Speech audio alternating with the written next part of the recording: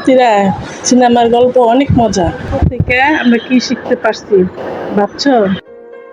মানুষ শিক্ষা মানে কি? বই পড়ার মতো কি কিছু শিক্ষা? না ইয়ামিন, জীবনে ছোট ছোট শিক্ষা থেকেও আমরা শিখতে পারবো। যেমন এই সিনেমার হিরোটাকেও সাহস দেখিয়েছি। হ্যাঁ, হিরোটা সমস্যার মুখোমুখি হয়েছে এবং ধৈর্য ধরে সমাধানও করেছে। ও আমাদের যখন কঠিন কাজ আসবে তখন ধৈর্য ধরতে হবে। ইয়ামিন একদম ঠিক বলছো।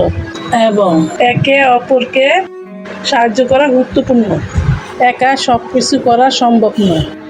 আমরা কি তাই নানির সঙ্গে সিনেমা দেখার সময় কিছু শিখছি? হ্যাঁ নাতিরা, মজা আর শিক্ষা দুটোই একসাথে নিতে হয়। আমি শিখেছি সাহস এবং ধৈর্য ধরা সবচেয়ে গুরুত্বপূর্ণ।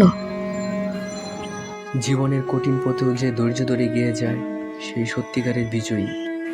আর যে সাহস হারায় না তার জন্য প্রতিটি ভোরে নতুন আলো অপেক্ষা করে।